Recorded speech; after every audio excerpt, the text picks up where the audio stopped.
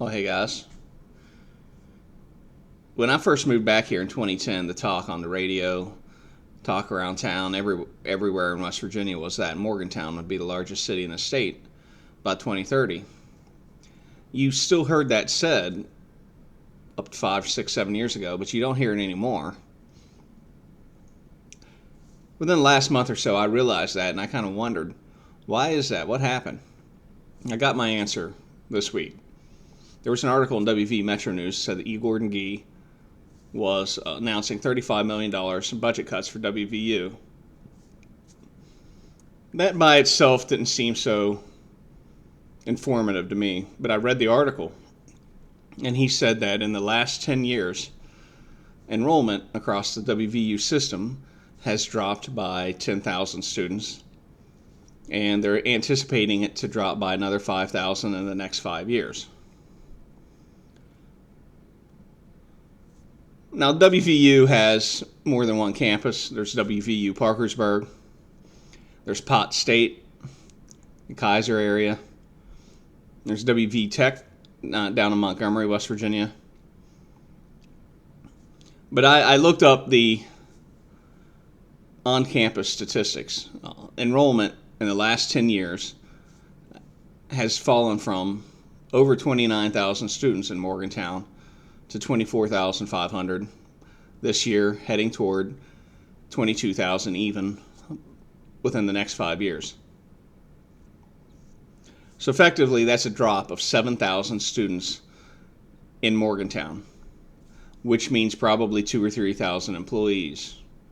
When you remove that much demand from the economy, you're talking a supermarket that's going to close, a couple fast food joints that are going to close, potentially hundreds of rental units, thousands of rental units possibly coming open.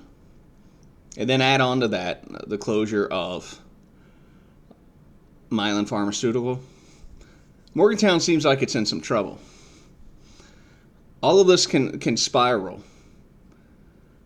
Think of the athletics when you're trying to recruit students to WVU, when you're trying to compete for advertising revenue, when you're trying to find a new conference if we have to do that.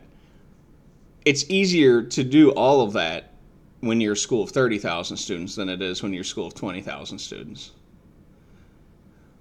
When you're lobbying for a new airport, a new stadium, it matters whether you're growing or whether you're shrinking. And then there's the employment that results from businesses that locate in your town because they want to capitalize on recent graduates, hire them to their first job, and get started in their career.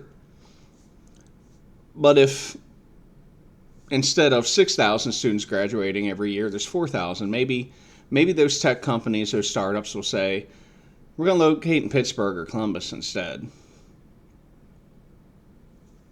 It's a very real problem for them. There's also WVU Hospitals said we're landlocked.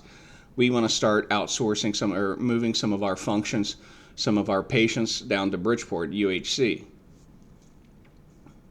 The one advantage that Morgantown has is they have a lot of very highly educated people who are willing to study the issues, who are maybe already educated on the issues surrounding urban revitalization, historic preservation, and things like that. That gives them a leg up. But we'll see how it goes. I'll holler at you later.